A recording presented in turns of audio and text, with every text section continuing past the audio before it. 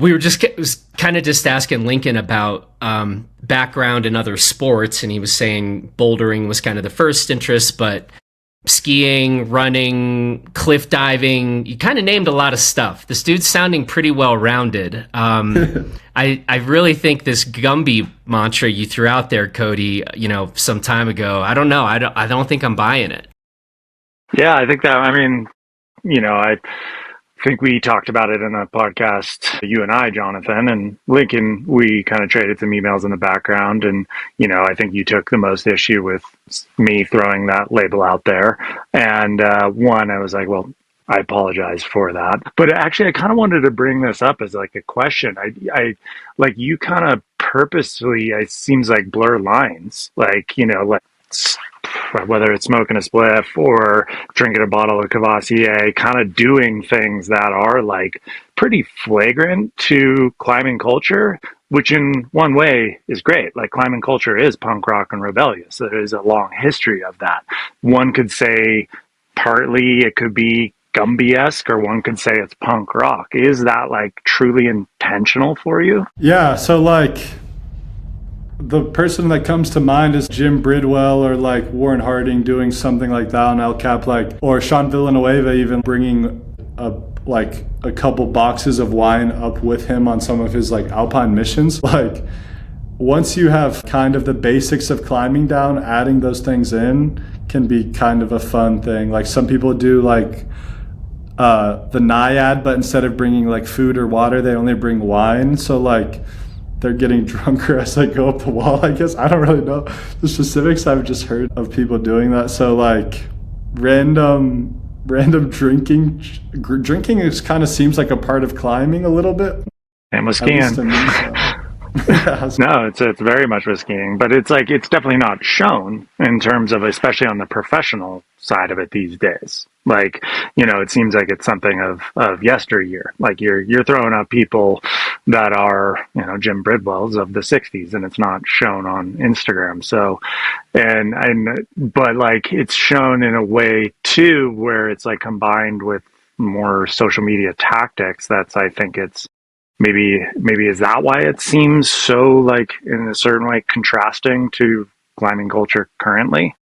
Yeah, I feel like climbing now has a pretty, like they want to make it seem very safe, and especially on like the sport climbing level, maybe in the bouldering side, like they don't want to emphasize the danger aspects, but I don't even know if that's true because like highballing is becoming more popular for boulders. So, but like in theory, the climbing brands that are producing most of the media want to maintain this image of like very squeaky clean, like not like still epic, but like safe and like pretty. Yeah, no, that's definitely, the same for skiing. Like with the culture I grew up in was far more rock star lifestyle. Seth Morrison chugging a bottle of liquor on the stages of an award show. There was punk rock mentality, and that was kind of celebrated. And these days, that's definitely not. For good and bad things, I think there's aspects of that culture where, like someone like Seth got in accidents and thrown in jail, which were not necessarily the best things, but there's certain aspects of it. Yeah, like it's like, hey, we're just trying to have fun here. And do you think is that what you're kind of trying to do, is bring a little bit of fun back to climbing?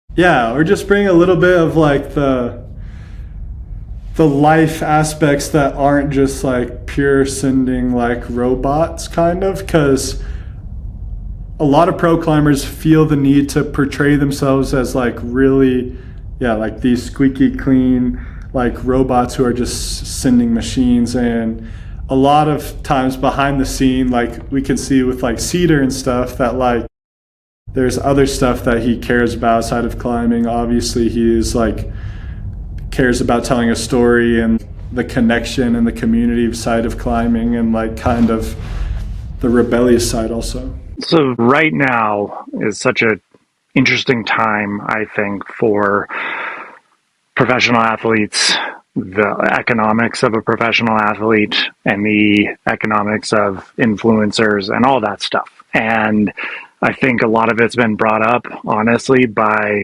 the BBC labeling Balin Miller's death as Balin being an influencer. Yeah. And so that's prompted me to write something and bring this all up. And so it's on my mind, and I want to ask you this directly. Do you consider yourself an influencer or a professional athlete? That's a really good question. And so I've been hanging out with Will Moss, who is like definitely, if not already, on his way to becoming a professional athlete. But he also like posting on social media is part of his job. And the more people he can influence through his posts, the more basically bonuses he gets and random other stuff like that. So I would say that I would like to be a professional athlete, but right now I would say I'm probably an influencer, or that like the main thing that I'm doing is influencing people through marketing in order to make money. And instead of like, athletes also do that, but they also do more competition stuff, and like it's basically the only difference is how you're viewed in the public eye, if you're viewed as like a serious athlete, or if you're, and a lot of like newer climbers do view me as like one of the top climbers, even though that's not true at all. So it's it's a hard question to answer, but probably influencer, I'd say.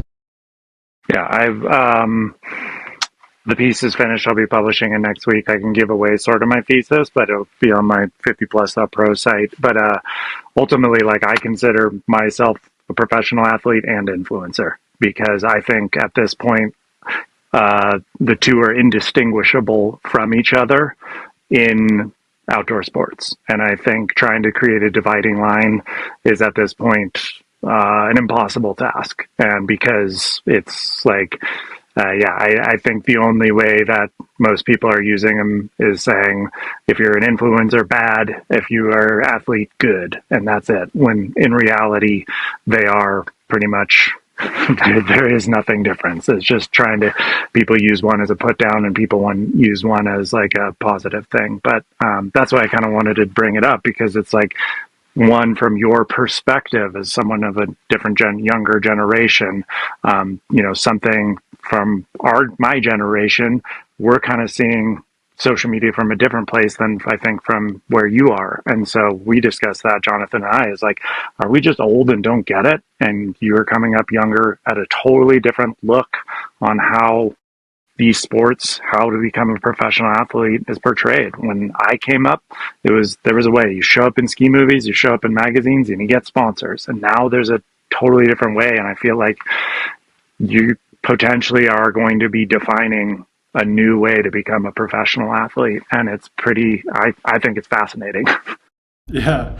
And it's really frustrating for those athletes that like, they are doing insane groundbreaking things in the sport, like flashing freerider, and then they get like almost no recognition, at least like in the moment, until they do like even more insane things. And it's like, you can't ignore me for this much longer. Like, I'm literally crushing everything in sight.